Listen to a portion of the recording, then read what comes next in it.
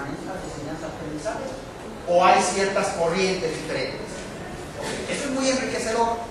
La pregunta es, ¿entre esas corrientes hay una apertura para el enriquecimiento o están muy bien definidas en función de los liderazgos que cada uno de los que maneja la corriente se tiene?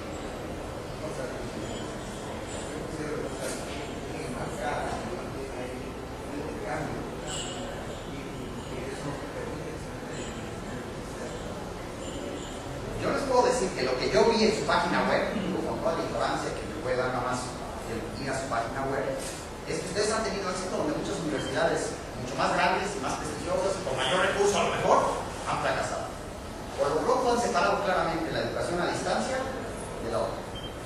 Porque muchas universidades han querido empezar con la educación a distancia dentro de las mismas estructuras actuales de educación presencial o semipresencial. ¿Y qué es lo que pasa? Pues que nadie se va a echar a la cara en la cabeza. Eso normalmente el mismo sistema acaba ¿qué? Matando al niño que estaba en el sistema.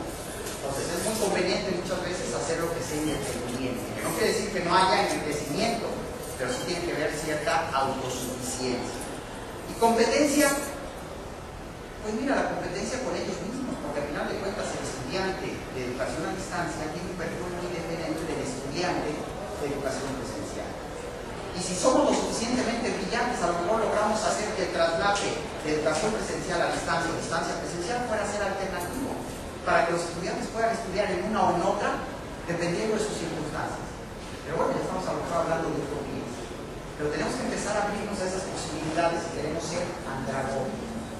Entonces, yo aquí les pediría que me dijeran cuál creen que es la metodología de aprendizaje, de enseñanza, que se maneja en la universidad de México. Constructivismo, excelente. Entonces, si decir siempre, perdón. Ya que me preguntó, voy a responder en mi pedacito. Bienvenida.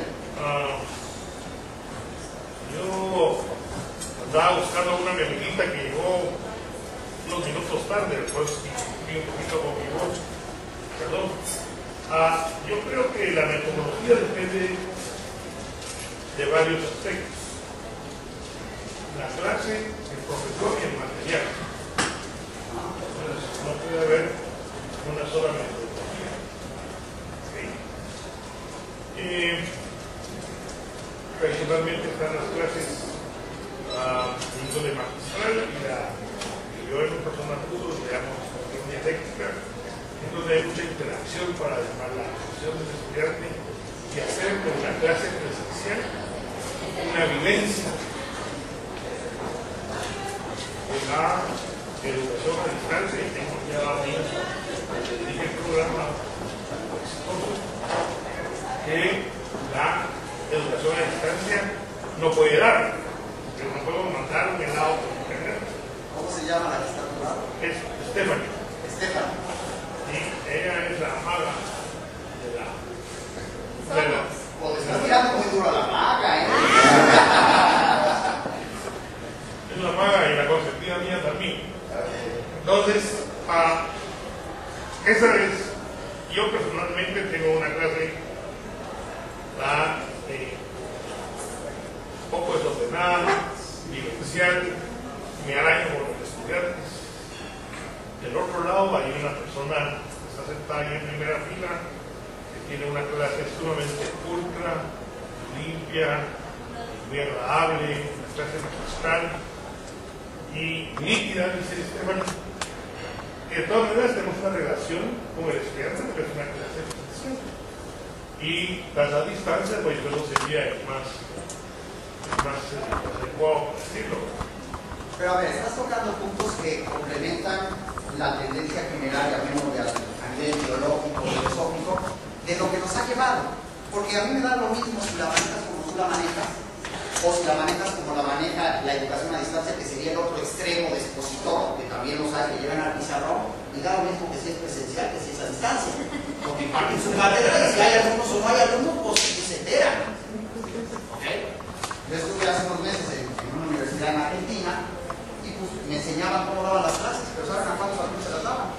800. De 800 para... Y yo les digo, ¿qué clase de clase puede ser una una clase con 800 alumnos.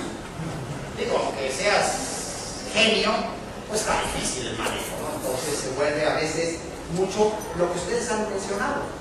La metodología debe depender de quién, del profesor, de la clase, del contenido, y yo añadiría lo que es básico en la pedagogía, que sería la circunstancia, el estudiante. ¿Sí está claro? La pedagogía se fundamenta en el estudiante. Si el estudiante es capaz, como dice él, de hacer una clase vivencial a través de una medio virtual, ese estudiante es maravilloso. Si el estudiante no tiene esa capacidad, es un estudiante para una clase presencial. Entonces aquí tenemos que ser muy claros que en la pedagogía el elemento fundamental, básico, es el estudiante. Si nosotros quedamos claros con eso, empezamos nosotros a darnos cuenta que entonces la metodología, como ustedes mencionaban, pues no tiene que ser una metodología de enseñanza-aprendizaje rígida ni definida, sino que lo ideal es que sea abierta para que pueda manejar todas las posibilidades. Y ojo, todas las posibilidades vamos a entrar ahorita en un conflicto serio, porque no es fácil. Porque a final de cuentas, pues tenemos una trayectoria todos de vida que ha sido en educación pedagógica. Yo soy producto de una educación pedagógica durante 30 años de mi vida, que es más de los que tengo ahora. Bueno, después de esa educación. Entonces, yo quisiera que desde el punto de vista semántico nos pusiéramos de acuerdo de algunos conceptos para que podamos fluir rápidamente. ¿Cómo definiríamos metodología? Para ir así, sin ser precisos, exactos.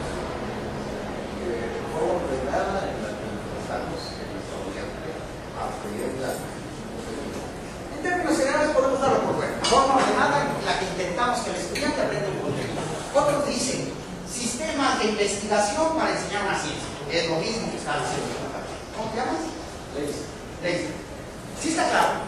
Tenemos que ser muy claros nosotros que al final de cuentas la semántica no nos debe de distraer del fondo. La forma no debe ser el fondo, debe de ser la manera de comunicarlo, porque al final de cuentas lo que venimos aquí es aportar lo más que podamos y a recibir lo más que podamos. Entonces tenemos como metodología esa intención de que el estudiante aprenda o ese sistema que nos permite transmitir a través de la investigación un conocimiento científico. ¿Qué podríamos definir como enseñanza?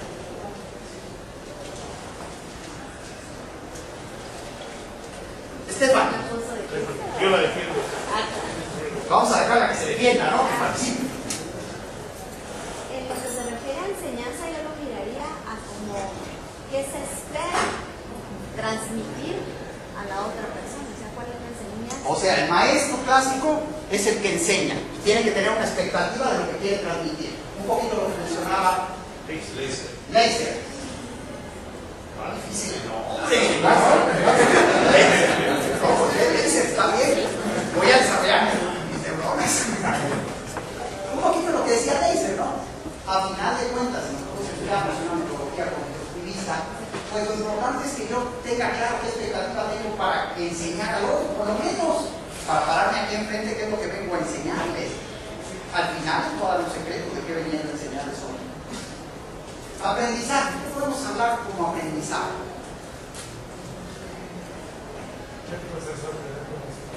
El proceso de obtener conocimientos. Aunque yo iría un poquito más, ¿no? Yo quisiera que en el aprendizaje no nos quedamos en el aprender conocimientos o integrar conocimientos, sino inclusive aplicar. Se ha comprobado que el aprendizaje que no se experiencia, que no se vivencia, como tú decías, pues normalmente se pierde en muy poco tiempo.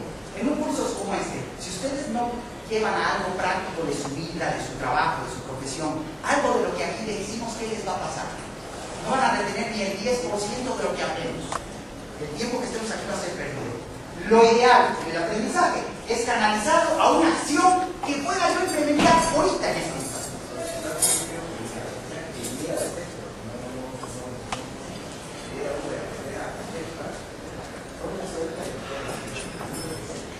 Eso es lo primero que tendríamos que tener claro. Las universidades, las escuelas deberíamos de enseñar a los alumnos a que aprendan a aprender. Si nosotros tuviéramos la posibilidad de enseñar a los alumnos de que aprendan a aprender, pues a lo mejor muchas de las materias que tenemos que darles para irlos empujando, pues serían innecesarias. Pero si no tenemos que darles, como me decía Fernando, investigación interpretación de textos, después investigación y después redacción. En los tres casos, si el estudiante estuviera aprender a aprender,